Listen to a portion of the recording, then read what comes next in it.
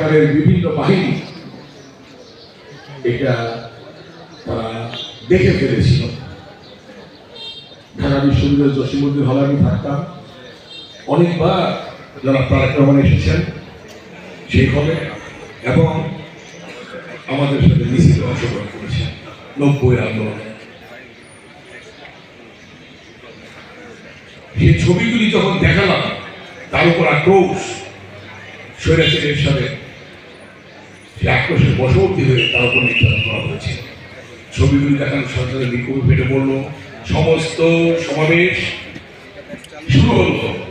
আমার বক্তৃতা শেষ, বললাম আমরা আল্লাহ এর সাথে ওখানে অস্ত্র শস্ত্র সহ আল্লাহ বিল্ডিং ছিল মহানগরী অফিস, জাতীয় পার্টি। সেই বিল্ডিং ধাও হলো, সাথে সাথে ধাও ধাও